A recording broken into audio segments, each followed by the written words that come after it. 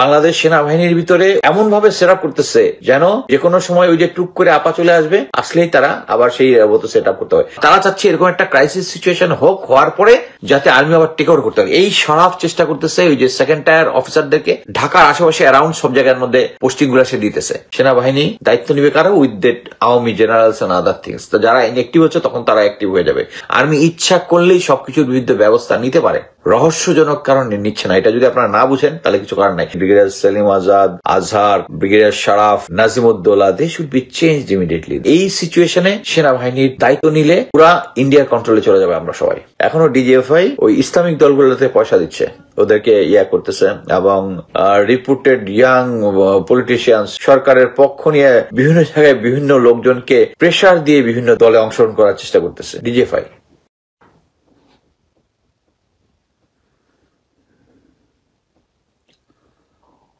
আসসালামু আলাইকুম।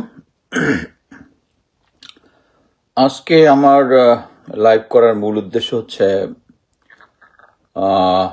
সেনাবাহিনী সদর দপ্তরের কিছু সমস্যা নিয়ে কথা বলা। একটা জিনিস হচ্ছে সেনাবাহিনীর, আমরা সবাই জানি যে এখন যারা হায়ারার্কি আছেন মিলিটারি, ম্যাক্সিমামই ছিলেন হচ্ছে আওয়ামী দোসর। সো আওয়ামী দোসর যারা ছিলেন, তারা জেনারেল যারা ছিলেন, তারা অলরেডি আইডেন্টিফাইড। কিছু কিছু লোককে অকার্যকর করা হয়েছে, কিছু কিছু লোকজন আপা কানেকশন থেকে শুরু করে এখন এই 2024-এর যে চেতনার লাইনে চলে আসছে অনেকেই। অনেক জেনারেল আছেন যারা ওই 3, 4, 5 তারিখের মধ্যেই তারা ছাত্রদের পক্ষে অবস্থান নিয়েছেন। আমরা সবাই জানি লেফটেন্যান্ট জেনারেল, এখন যে লেফটেন্যান্ট জেনারেল মাইনুর হয়েছেন, তখন মেজর জেনারেল ছিলেন চিটাগাঙে, তারা সরকারের পক্ষে, ছাত্রদের পক্ষে অবস্থান নিয়েছিলেন। কিন্তু সবচেয়ে আনআইডেন্টিফাইড এবং ডেঞ্জারাস এলিমেন্টটা হচ্ছে middle ranking, higher middle ranking, brigadier to colonel. এরা এক পার্টি ছিল হচ্ছে পুরা শেখ হাসিনার রেজিমের পক্ষে, আর এরা এখন ওয়েটিং আছে, নেক্সট জেনারেল হওয়ার লাইনে আছে। এই সময়টা তাদের জন্য মানে ডিসিশন মেকিং প্রসেসের মধ্যে সবচেয়ে ক্রাইসিস টাইমে, যারা তারা কোন দিকে যাবে। বাট সবচেয়ে অ্যালার্মিং হচ্ছে, এবং এই পার্টিটাকে আইডেন্টিফাই করাও কিন্তু খুব সোজা। আপনি দেখবেন যে যারা ঢাকাতে, মানে সেনাবাহিনী, আমাদের সেনাবাহিনীটা অনেক বড়। সো আপনি যদি জাস্টিস করেন সব অফিসার প্রতি, সবার কিন্তু চাকরি জীবনে অ্যাটলিস্ট 3 বছর সেনাবাহিনী ঢাকাতে চাকরি করার কথা, তাই না? আমার 28 বছর চাকরিতে আমি ঢাকায় চাকরি করছি মাত্র 1 বছর। হ্যাঁ, কারণ হচ্ছে আমি তো মানে কাউকে রিকোয়েস্ট ম্যানিপুলেশনের মধ্যে নাই। সো আপনি যদি ম্যানিপুলেশন না মধ্যে থাকেন তাহলে থাকবেন। বাট এখানে সবচেয়ে হচ্ছে এই পার্টিটা হচ্ছে যাদের চাকরি গত 15 বছরে 7 থেকে 8 বছরের বেশি ঢাকাতে, তারা ইজিলি আইডেন্টিফাইড, তারা হচ্ছে সেই আওয়ামী সুবিধাভোগী। এর মধ্যে যেটা আছে হচ্ছে সেনাবাহিনীর বিভিন্ন appointment, director military operations army হেডকোয়ার্টারে, ডাইরেক্টর মিলিটারি ইন্টেলিজেন্স, বিভিন্ন ডাইরেক্টর যে কর্নেল স্টাফ ইম্পর্টেন্ট যেগুলো আছে, MS ব্রাঞ্চ ভেরি ইম্পর্টেন্ট যারা পোস্টিং করে সেনাবাহিনীতে। তারপর আছে হচ্ছে ডিজিএফআই এর ডাইরেক্টর গুলা। সো এর মধ্যে যারা গত 15 বছরে 7 থেকে 8 বছর চাকরি করেছে, তারা কিন্তু আওয়ামী দোসর। আমি প্রথমে আসবো হচ্ছে DMI, brigadier general Selim Azad, 34 long কোর্সের অফিসার। এই অফিসারের সাথে আমি চাকরি করেছি, বাট আমি খারাপ কিছু তখন চাকরিতে দেখিনি। বাট যেটা হয়, মানে অনেকের যে র্যাঙ্ক অ্যান্ড আদার জিনিসটা লোভে পড়ে, এবং আওয়ামী লীগ যেটা খুব ভালোভাবে তাদেরকে এই লোভটাকে, র্যাঙ্ক, বিভিন্ন পদ পদায়ন, এগুলার লোভে ফেলে তাদেরকে অ্যাকচুয়ালি তাদের দলে নিয়েছে। এখন এরা এমন একটা সময়, যেমন গত এই সেলিম আজাদ গত জুনে ডিএমআই হিসাবে ছিল, এর আগে আর্মি হেডকোয়ার্টারে ছিল। আমি দেখেই বলি, এ ছিল হচ্ছে, আমি কয়েকদিন আগে একটা ফেসবুকে পোস্ট দিয়েছি, গতকালকে, যে রেজানুর, মেজর জেনারেল রেজানুর, সে হচ্ছে বিডিআর পিলখানার যে পিলখানা যে হত্যাকাণ্ড, এটার পিছনে নেপথ্যের একজন কারিগর। সে তখন র্যাবের এডিজি ছিল, তার স্টাফ ছিল। Then sir colonel staff of MI director brigadier general Selim Mahmud. সে যখন এমআই ডাইরেক্টরটা ছিল, ব্রিগেডিয়ার জেনারেল সেলিম মাহমুদ আপনারা সবাই জানেন ওই যে কামাল মজুমদারের মেয়ের জামাই এবং very close associate general Aziz.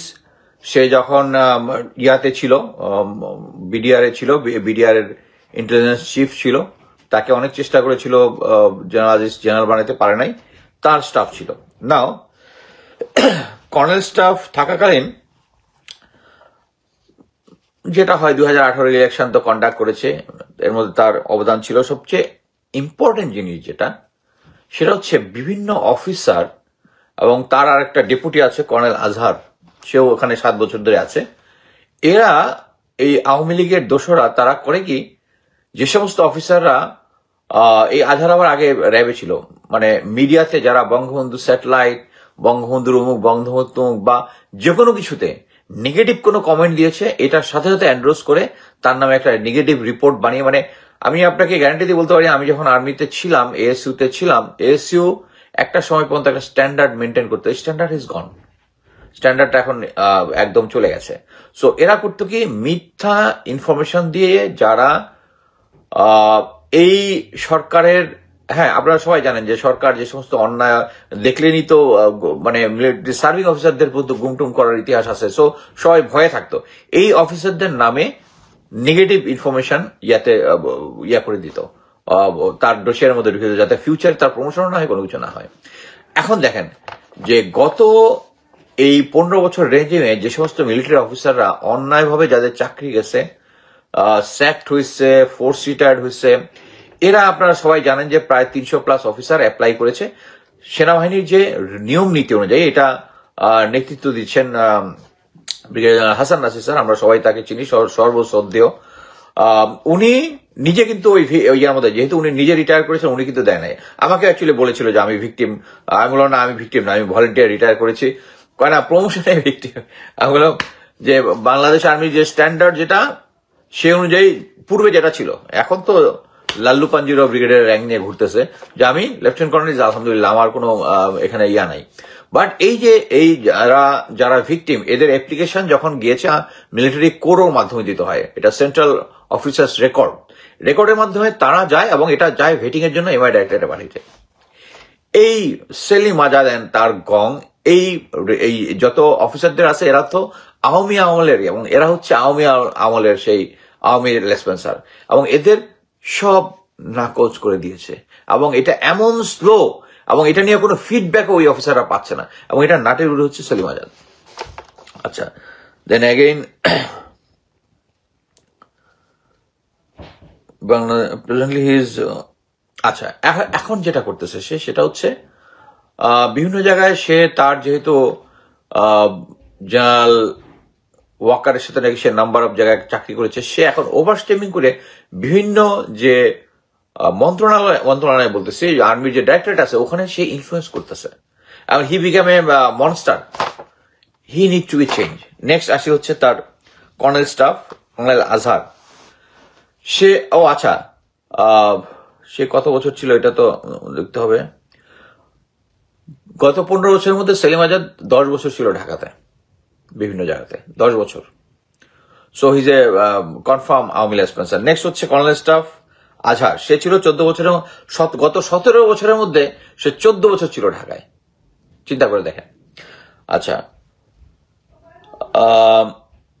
সে ছিল র্যাব ইন্টেলিজেন্স এবং র্যাবে সে ব্রিগেডিয়ার মেজর জেনারেল জিয়াউল হাসানের আন্ডারে ছিল, এবং ওই আমলে পিপিএম পিপিই এই যত কিছু আছে সবকিছু পেতে হচ্ছে যারা তার কথা অনুযায়ী টার্গেট প্র্যাকটিস করতে পারতো, মানে হচ্ছে গুম খুন করতে পারতো। Hand he is a master of it, এবং সে ওখান থেকে এসছে এনফোর্স ডিজার্টমেন্টের সাথে যে জড়িত আছে সে, এবং সে হচ্ছে যত ধরনের ফলস ইনফরমেশন যেটা আগে বলতেছিলাম, সেই ইনফরমেশন গুলো কালেক্ট করতো আর সেলিম আজাদকে দিয়ে ওদের ফাইলের ভিতরে জিনিসটা ঢুকাতো। এই অফিসার ছিল 2 বার ছিল G2 MI, তারপরে G1 ছিল MI এর 2 বার, তারপরে সে লেফটেন্যান্ট ফুল কর্নেল হয়ে ওখানে কর্নেল স্টাফ হয়েছে, মানে তাকে সরানো যাবেই না, সে হচ্ছে ঢাকায় থাকতে হবে। আর এখানে অনেক ভালো ভালো অফিসার দেখবেন, যদি যারা মানে কোথাও ইনফ্লুয়েন্স করে না, তাদের এরকম দেখবেন ঢাকাতে চাকরি নাই। আমি কয়েকবার মানে বাচ্চারা যখন একটু বড় হচ্ছিল, আমি কয়েকবার ঢাকা ইয়ার জন্য বলেছিলাম, যেহেতু করি নাই, আমার রিকোয়েস্ট কখনো রাখে নাই। এটা একটা আর কি আর বলবো। আচ্ছা,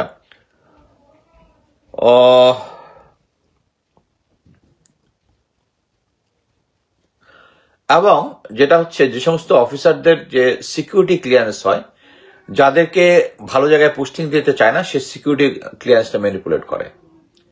সো আজহার এবং Selim Azad is a group working for still working for Awami League স্পেন্সার পুরানাদের। এই প্রেজেন্ট যে সিচুয়েশন আছে পুরোটাই সে সাপোর্ট দিয়ে যাচ্ছে আর্মির। আচ্ছা, এখন আসি হচ্ছে DMO brigadier general Nazimuddoula. Nazimuddoula ঢাকাতে অ্যাপ্রক্সিমেটলি 11 বছর ছিল 15 বছরের মধ্যে, এবং তার ফ্যামিলি রুট হচ্ছে তার এবং তার শ্বশুরের সাইডে আওয়ামী লীগ এবং জাতীয় পার্টি। এবং সে যেটা করেছে সেটা হচ্ছে ডাইরেক্টর মিলিটারি অপারেশনস কন্ট্রোল করা হচ্ছে যত এয়ার অপারেশন হচ্ছে যত হেলিকপ্টার মুভমেন্ট আছে, ভিআইপি চলাচল, তারপরে আপনারা যে হেলিকপ্টার গুলো উঠতে দেখেছেন এই আগস্ট মুভমেন্টের মধ্যে, এই সমস্ত অপারেশন গুলা, এবং ইয়া থেকে নিচে ফায়ার করা, আপনারা দেখেছেন স্নাইপারদেরকে বসেছে, ভারতীয় স্নাইপারদের বসাইছে বিভিন্ন জায়গাতে, এবং ভারতীয় যারা বিভিন্ন জায়গায় স্টাক হয়েছে আপনারা বিভিন্ন ইয়া দেখেছেন। এই জিনিসগুলো কোঅর্ডিনেশন করেছে উইথ দ্য এমও ডাইরেক্টরেট হচ্ছে they maintain liaison with the police তাদের রিকোয়ারমেন্ট অনুযায়ী। সো তাদের হেলিকপ্টার এবং ড্রোনগুলো চিরাঙে ছিল, ওখান থেকে নিয়ে আসা হয়েছে। আসার পরে এরা কোথাও জায়গায় ছাত্র জনতা এক হচ্ছে এই সমস্ত ইনফরমেশন পুলিশকে দিত, আর পুলিশ গিয়ে ওখানে ইয়া করতো। He is the main man, director military operations. এবং শুধু নাজিমুদ্দৌলাকে দোষ দিয়ে না, তখন সেনাপ্রধান কে ছিল? ওয়াকারুজ্জামান। তার আন্ডারেই সবকিছু হচ্ছিল। মানে আমরা যদি ধরেও নিই, উনি খুব ভালো মানুষ, 5 ওয়াক্ত নামাজ পড়েন উনি। এই নাজিমুদ্দৌলা বলবে আমাকে তো বস বলছে, আর বস বলবে আমাকে এরা ভুল বুঝাইছে। It's a good nexus. Anyway, helicopter arms in addition he ordered various COs to give. আচ্ছা, আরেকটা হচ্ছে আওয়ামী লোকজনদেরকে যে শেল্টার দিয়েছে বিভিন্ন জায়গায়। আমি এর আগেও বলেছি যে ওয়াকারুজ্জামান নিজে বিভিন্ন জিওসি, বিভিন্ন ডিজিএফআই, বিভিন্ন সংস্থা, গোয়েন্দা সংস্থা দিয়ে বিভিন্ন আওয়ামী লীগদের ইয়ে দিয়েছে। এখানে দুটো স্পেসিফিক ইনফরমেশন দিয়েছে। সেটা হচ্ছে ডিএমও থাকাকালীন সে এখানে 4B আছে ঢাকাতে, সিও 4B কে আওয়ামী লীগের এমপি যে শাহজাহান খান আছে না, শাহজাহান খান বদমাইশ, যে টকশোর মধ্যে আরেকজনকে মারতে গেছিল যদি মনে থাকেন, সেই শাহজাহান খানকে আর্মির এপিসির ভিতর করে 4B নিয়ে এসেছে ক্যান্টনমেন্টের ভিতরে যে ইউএন ইয়ে আছে, যে ইউএন এর একটা কমপ্লেক্স আছে, মানে ইউএন এর যে সমস্ত অফিসাররা থাকে তাদের ফ্যামিলিকে এই কমপ্লেক্সের মধ্যে রেখে যায় একটা ভাড়ার বিনিময়ে। তাদেরকে হয়তো মাসে 3000 বা 4000 এরকমটা, তখন আগে 3000 ছিল, এখন হয়তো বাড়তো, এরকমটা ভাড়া দিয়ে তার ফ্যামিলি থাকতে ওই একটা বাসার মধ্যে শাহজাহান খানকে সে রেখেছিল। এটা হচ্ছে মেজবির আশেপাশে জায়গাটা, এবং RISDর পাশে। তারপরে হচ্ছে ছোট মুনির একজন আছে না, টাঙ্গাইলের এমপি, ছোট মুনির, তো আমি একটু চিনি, ছোট মুনির ফ্রম টাঙ্গাইল। হ্যাঁ, হি শেল্টার, তার বাসায় 5ই আগস্টের পরে এই ছোট মুনিরকে সে তার বাসায় রেখেছিল। ও আরেকটা বলি, শাহজাহান খানকে যে অ্যারেস্ট হয়েছে, যে শাহজাহান খান ইজ অ্যারেস্টেড ফ্রম ইউএন পরবর্তীতে তাকে শোন অ্যারেস্ট দেখানো হয়েছে অন্য জায়গায়, এবং এটা নিয়ে অ্যাকচুয়ালি একটা কোড অফ ইনকোয়ারি হয়েছে আর্মির ভিতরে। বাট এটার মধ্যে ওটা 4B ওটা দিয়েছে, কিন্তু ডিএমও আসে নাই ওটার মধ্যে। সে যখন কমান্ডেন্ট এএসইউ ছিল, সে এই ছোট মুনিরকে এএসইউ হেডকোয়ার্টারে নিয়ে গেছিল, আর্মি হেডকোয়ার্টারে একজন রাজনৈতিক লোককে, ঠিক করে নেই। তারপরে আসে হচ্ছে এরপর আসে হচ্ছে main important MS branch. MS branch হচ্ছে দায়িত্ব হচ্ছে খুব একটা ইম্পর্টেন্ট দায়িত্ব পালন করে, সেটা হচ্ছে যে সমস্ত অফিসারকে যে সমস্ত জায়গায় দেওয়ার কথা তাদেরকে দেয়। মানে যে লোকটা যেটার জন্য কোয়ালিফাইড, মনে করেন কমান্ডো, সে আইদার ইনস্ট্রাক্টর হবে অথবা কমান্ডো ব্যাটালিয়নে যাবে, যে গোয়েন্দা আছে গোয়েন্দা যাবে।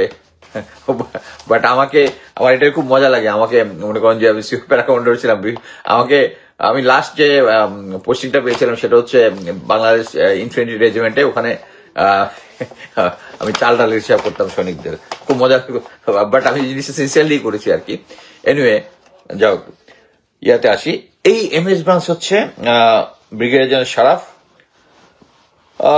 দেখলে আপনাকে খুব সোবার এবং ভেরি হাম্বল মনে হবে, but he was associate with Molla Fazle Akbar, যার নাম আমি দিয়েছি যে ইয়ার কুশলী কি বলে, বিডিআর পিলখানার পিছনে কুশলী Molla Fazle Akbar. He was DGFI that time. Fazle Akbar brigadier general Sharif, Dhaka posting tenure approximate 10 বছর। গত 15 বছরের মধ্যে সে 15 বছরের মধ্যে 10 বছর ছিল ঢাকাতে। So you can calculate he is doing. সে যেটা করতেছে যে এখন যারা খুব মেটিকুলাসলি সেকেন্ড টায়ার আওয়ামী লীগের যারা আছে, একটা হচ্ছে ফার্স্ট টায়ার, মানে আওয়ামী লীগ আমরা বলেছি জানি না যে শেখ হাসিনা প্রতিটা সংস্থাতে আওয়ামী লীগের 5, 6, 7, 8, 9 টায়ার করে আওয়ামী লীগ আছে। এই সেকেন্ড টায়ার আওয়ামী লীগকে সে এখন ইম্পর্টেন্ট জায়গায় অ্যাপয়েন্টমেন্ট দিচ্ছে, ঠিক আছে?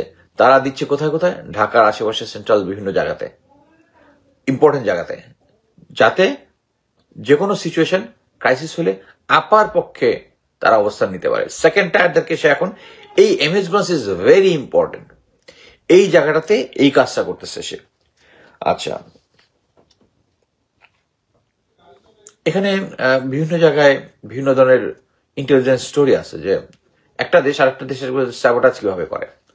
কোল্ড ওয়ারের সময় এরকম একজন ডাবল এজেন্ট ছিল, সে রাশিয়ান আর্মিতে একজন লেফটেন্যান্ট জেনারেল, সে কি করতো, রং লোককে রং জায়গায় দিত, জাস্ট পুরা মানে যে জিনিসটা গোয়েন্দায় দিলে ভালো হবে এরে দিয়ে দিল একটা কোয়ার্টারিং জবে, কোয়ার্টারিং গুলো ভালো হলো এরে দিল একটা অপারেশনাল জবে, মানে হট পোস্টাই। এই এই এই শারাফ কাজটা জাস্ট এটাই করতেছে, just matching up the things, right পার্সনকে চুজ করা, রাইট এর, এটা হচ্ছে এমএস ব্রাঞ্চের কাজ। He is not doing it. এবং অফকোর্স সবকিছুর দায়িত্ব শেষ পর্যন্ত ওয়াকার স্যারকে নিতে হবে। 5 ওয়াক্ত নামাজ পড়ে আর ইয়া করে মানে আমাকে ভুল বুঝিয়েছে লোকজন বললে তো আপনি পার পাবেন না স্যার, এটা বুঝতে হবে। এট প্রেজেন্ট আমি কয়েকদিন আগে ইয়াতেও দেখলাম যে ইলিয়াস হোসেনের ইয়াতে হাসান নাসির স্যার বলেছে যে দেশকে তারা এখন, আচ্ছা একটা কমেন্ট দেখে দিই যে অ্যাটাচি দিয়ে প্রবাসী ব্লগারদের নজরদারি কেন করা হচ্ছে, আমাদের এটা তারা করবেই, এটা এই পয়েন্টটাতে আসবো আমি। আচ্ছা, সেটা হচ্ছে আমরা ওই হাসান নাসির স্যার খুব সুন্দরভাবে বললেন যে আমি যে অ্যাসেসমেন্টটা দিয়েছি যে তারা এখন চাচ্ছে সরকার যেখানেই থাকুক এমন একটা সিচুয়েশনে নিয়ে আসা, তারা জানে শেখ হাসিনা আসতে পারবে না, তারা দেশের পরিস্থিতি এমন একটা জায়গায় এনআরকিতে নিয়ে যাবে। এটা কিন্তু number of time Elias Hossain বলেছে, পিনাকিদা বলেছে, কনক স্যারের শোতে আমরা নাম্বার অফ টাইম বলেছি। ইভেন রিসেন্টলি আমি গতকালকে দেখলাম জুলকারনাইন স্যার একটা পোস্ট শেয়ার করেছে যে তারা কোন কোন জায়গাতে স্যাবোটাজ করবে। এই সবকিছুর প্ল্যানিং হচ্ছে। এরকম একটা সিচুয়েশন যখন আসবে তখন সবাই বলবে সেনাবাহিনীকে দায়িত্ব নিতে, সেনাবাহিনী দায়িত্ব নিবে কারো, with that Awami generals and other things. যারা ইনঅ্যাক্টিভ হচ্ছে তখন তারা অ্যাক্টিভ হয়ে যাবে, যে তারা তখন একটা আর্মির ভাবমূর্তি থাকবে, দেশের এই ক্রাইসিস টাইমের মধ্যে আওয়ামী লীগ আবার সেভিয়ার হিসেবে আসতেছে। বাট একটা জিনিস মনে রাখবেন, আর্মি এখন গ্রাউন্ডে আছে, আর্মির ম্যাজিস্ট্রেসি পাওয়ার আছে, আর্মি ইচ্ছা করলেই সবকিছুর বিরুদ্ধে ব্যবস্থা নিতে পারে, রহস্যজনক কারণে নিচ্ছে না। এটা যদি আপনারা না বুঝেন তাহলে কিছু কারণ নাই। এখন যদি আর্মি আসে দেখবেন সবকিছু, কিন্তু তখন ভারতের সাপোর্টটা চলে আসবে, তো তখন দেখবেন সব আর কোনো এনার্কি হচ্ছে না। কি আওয়ামী লীগ মানে কি আর্মি টেকেন ওভার করেছে, আর্মি তো এখনো আছে। আর্মিকে ঠিক মতো অ্যাক্ট করতে দিচ্ছে না ভারত, কারণ তারা চাচ্ছে এরকম একটা ক্রাইসিস সিচুয়েশন হোক, হওয়ার পরে যাতে আর্মি আবার টেক ওভার করতে হবে। এই সরাফ চেষ্টা করতেছে ওই যে সেকেন্ড টায়ার অফিসারদেরকে, এটা একটা বিশাল অ্যারেঞ্জমেন্ট, ঢাকার আশেপাশে অ্যারাউন্ড সব জায়গার মধ্যে পোস্টিং গুলো সে দিতেছে। এদেরকে চেঞ্জ করতে হবে ওয়াকার স্যারকে। আচ্ছা, আমরা জানি যে এটা কাস্টমারি, নর্মালি একজন চিফ চেঞ্জ হলে নর্মালি যেটা হয়, চিফ তার নিজের পছন্দের এমএস কে নিয়ে আসেন, নিজের পছন্দের ডিএমও কে নিয়ে আসেন, এক্ষেত্রে কিন্তু তাই হয়নি। সব আগের যে সেট আপ আছে, এই মানে আমার কথা হচ্ছে এই যে একটা 2024-এর একটা বিপ্লব গেল, বিপ্লবের সময় আর্মির অবশ্যই 5 তারিখের আগের লোক পরের লোক, বাট এটা তো সেই আর্মি 5 তারিখের আগে যে আর্মি যে ইয়াটা করেছে, জনগণের দিয়ে গুলি করেছে, এবং আমি মানে একটা জিনিসের জন্য খুব অ্যাশেমড হই মাঝে মাঝে, আবার মনে করি না ঠিকই আছে। যেটা হচ্ছে আমার বাসায় এখনো আছে, কি বলে, পোস্টার গুলো আছে যে আমরা ব্যানার এবং প্ল্যাকার্ড নিয়ে ইউএন এর সামনে দাঁড়িয়েছিলাম যে সেনাবাহিনী আর বাংলাদেশ আর্মিকে স্যাংশন দেওয়ার জন্য। কি জন্য? তখন বাংলাদেশ আর্মি গুলি করতেছিল আমাদের সাধারণ জনগণের দিকে। এটা আরেকদিন দেখো আছে আমার কাছে যত ব্যানার এবং ফেস্টুন। আমরা ইউএন হেডকোয়ার্টারে দাঁড়িয়েছিলাম এই সেনাবাহিনীর এগেনস্টে। কেন দাঁড়িয়েছিলাম? কারণ তারা সিভিলিয়ানের দিকে গুলি করতেছিল। সো আমি বলতে চাচ্ছি যে এটা হচ্ছে সেই আর্মি। এবং 2005-এর আগের আর্মির যে সমস্ত আর্মি হেডকোয়ার্টারের important appointment, DMI, DMO, MS ব্রাঞ্চের যে সমস্ত স্টাফ ছিল, স্টিল দেয়ার, তারা এখনো আছে এবং তারা ওইভাবেই আর্মিকে সাজাচ্ছে। আমাদেরকে এই ব্যাপারে একটা ব্যবস্থা নিতে হবে। এবং আমাকে আমার সোর্সরা বলে হচ্ছে যে এরা হচ্ছে চিফকে মিসগাইড করতেছে এই সেই।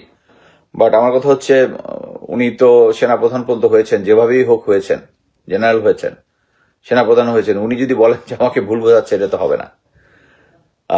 ইমিডিয়েটলি আমি জেনারেল ওয়াকার স্যারকে অনুরোধ করবো এই অফিসারগুলোকে সরানোর জন্য, এছাড়া তো আমার পূর্বের যে দাবি দেওয়া আছে সেটা হচ্ছে ডিজিএফআই, তারপরে বিজিবি, 9 ডিবির জিওসি, এগুলাকে এখন আপনারা কোনো কিছুই সরাচ্ছেন না। হোয়ারেজ আমরা তখন অ্যাশেমড হব যখন এই যে গুম কমিশন যে একটার পর একটা লিস্ট বের করতেছে, এবং লিস্ট বের করার পরে যখন তাদেরকে আপনি ফোর্স রিটায়ার্ড দিতে হবে এবং দেখবেন যে এদেরকে সিভিল অথরিটি এসে অ্যারেস্ট করে নিয়ে যাচ্ছে, তখন আমরা অ্যাশেমড হব। এবং এই লোকগুলাকে আপনারা এতদিন হারবার করেছেন, তখন আপনি নিজে অ্যাশেমড হবেন। আরেকটা জিনিস আমাকে আরেকজন বললো যে এই সেলিম আজাদ এবং গং, এখন আমি যেহেতু খুব স্ট্রংলি এগুলার এগেনস্টে বলতেছি, মাঝে মাঝে ওয়াকার স্যারের এগেনস্টে খুব স্ট্রংলি বলি, তা এখন আমার নামে আবার ওই মানে যখন জিয়াউল আহসান, ডিজিএফআই, তারা আমার নামে লেফটেন্যান্ট কর্নেল মুস্তাফিজ এরকমটাই ভিডিও বের করেছিল, এরকম নাকি আমার নামে ওই একই কমপ্লেন, কি হাসিন স্যারকে গুমের সাথে জড়িত, আর ম্যাডাম খালেদা জিয়ার বাড়ির উচ্ছেদ আমার নেতৃত্বে হয়েছে, এইগুলো নিয়ে আবার একটা তারা নাকি ভিডিও এবং অন্য কিছু বের করবে। I don't care. আমি শুধু ওই সোর্সকে বললাম যে sir, I survive Sheikh Hasina. So এটা নিয়ে আর মানে করার কোনো কিছু নাই। সো আমি আশা করব যাদের নামগুলা বললাম, যাদেরকে brigadier Selim Azad, Azhar, brigadier Sharaf, Nazimuddaula, they should be changed immediately. They are creating, মানে বাংলাদেশ সেনাবাহিনীর ভিতরে ওই এমন ভাবে সেট আপ করতেছে যেন যে কোনো সময় ওই যে টুক করে আপা চলে আসবে, আসলেই তারা আবার সেই মতো সেট আপ করতে হবে। একটা জিনিস মনে রাখতে হবে, সেনাবাহিনীকে এই টাইমে সেনাবাহিনী সবসময় দায়িত্ব নিতে হবে। এই সিচুয়েশনে সেনাবাহিনীর দায়িত্ব নিলে পুরা ইন্ডিয়ার কন্ট্রোলে চলে যাবে আমরা সবাই, পিরিয়ড। এখন আমি দেখি কোনো কোয়েশ্চেন থাকলে আমি দিব। কোয়েশ্চেন কি আছে?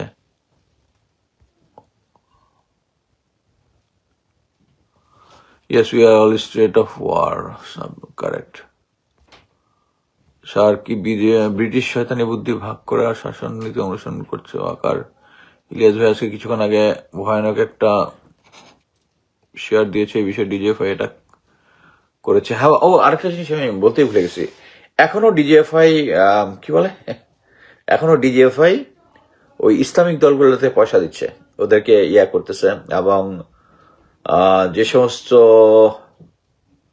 আমি নাম বলতে চাই না, রিপুটেড ইয়াং পলিটিশিয়ানস সরকারের এগেনস্ট, মানে সরকারের পক্ষ নিয়ে বিভিন্ন জায়গায় বিভিন্ন লোকজনকে প্রেসার দিয়ে বিভিন্ন দলে অংশগ্রহণ করার চেষ্টা করতেছে ডিজিএফআই। মানে কিছু কিছু লোককে জোর করে এনে করা, দলে গড়া। আমি আরো যখন স্পেসিফিক নাম আমি পেয়েছি, স্টিল আমি মানে সোর্স আরো 2-3টা জায়গা থেকে কনফার্ম না করে বলতে চাচ্ছি না, কারণ তো এখনো লোকজনকে ডিজিএফআই ধরে নিয়ে বলতেছে তুমি এই দলের মধ্যে অংশগ্রহণ করে, এই রাজনৈতিক দলকে। আমাদেরকে মানে আমি বলতেছি প্রফেসর ইউনূস স্যারকে, ডিজিএফআই কে এই পলিটিক্যাল ম্যাসের ভিতরে ঢুকানো থেকে বের করেন। জাস্ট পলিটিক্যাল কোনো অ্যাফেয়ারের মধ্যে, অ্যাফেয়ারে জড়াবে যখন এই পলিটিক্যাল অ্যাফেয়ারের মধ্যে কি ভারতীয় এজেন্ট আছে, এগুলো বের করার জন্য থাকবে ডিজিএফআই। এটা হচ্ছে কাউন্টার ইন্টেলিজেন্স। যারা দেশে থেকে ভারতের পক্ষে কাজ করবে রাজনৈতিক দল থেকে, ওগুলাকে খুঁজে বের করবে। বাট রাজনীতি একজনে কে নেক্সট সরকার গঠন করবে ইস নট, এটা ডিজিএফ এর কাজ না, এটা এনএসআই এর কাজ না। যাক, আমার আছে কাজ আছে অনেক, নিজেও ব্যস্ত আছি, এর মধ্যেই বাধ্য এটা করলাম।